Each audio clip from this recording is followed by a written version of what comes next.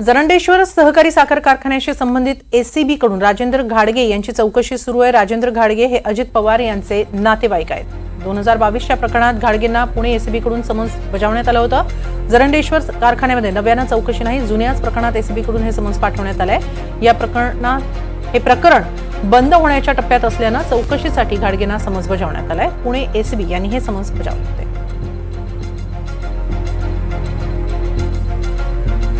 हे प्रकरण अंतिम टप्प्यात असल्यानं चौकशीसाठी पुन्हा बोलावण्यात आलेलं आहे।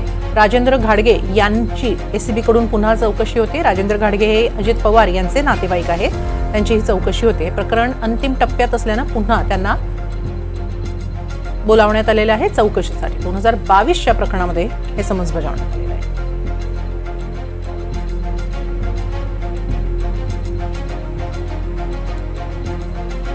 अजित पवारांचे नातेवाईक राजेंद्र घाडगे यांची पुन्हा एसीबी कडून चौकशी होतीये। 2022च्या प्रकरणामध्ये घाडगेंना एसीबीने समन्स बजावलं होतं। जरंडेश्वर साखर कारखान्याचं हे प्रकरण आहे आणि हे प्रकरण अंतिम टप्प्यात असल्यानं पुन्हा एकदा त्यांना चौकशीसाठी बोलावण्यात आलेलं आहे। पुणे एसीबीने हे समन्स बजावलेलं होतं।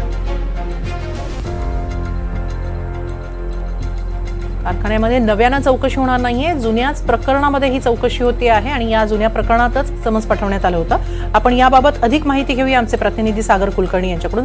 सागर, जरंडेश्वर साखर कारखान्यामध्ये हे प्रकरण बंद होण्याच्या टप्प्यात असल्यानं हेच पुन्हा एकदा समन्स बजावण्यात आलेलं आहे चौकशीसाठी असं समजतंय, काय नेमकं घडतंय? हेमाली, जरंडेश्वर प्रकरणाच्या संदर्भामध्ये अंतिम क्लोजर रिपोर्ट हा कोर्टामध्ये एसीबीच्या वतीने दाखल केला जाणार आहे।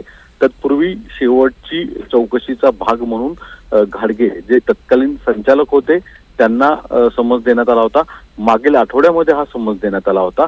त्यानंतरनं त्यांची चौकशी केली गेली आणि त्यानंतर आता पुढील काही दिवसातच एसीबीच्या वतीने क्लोजर रिपोर्ट कोर्टासमोर सादर केला जाईल, ज्याच्यामध्ये हे संपूर्ण प्रकरण एसीबीच्या वतीने चौकशी करून अंतिम अहवाल सादर केला जाईल आणि त्याच्यामध्ये अजित पवार, सुनित्रा पवार आणि त्यांचे कुटुंबियांच्या संदर्भामध्ये जे अप्रत्यक्षरित्या क्लीन चिट दिलेली आहे असंच म्हणावं लागेल। नक्की, धन्यवाद सागर, आपण दिलेल्या या सविस्तर माहितीबद्दल।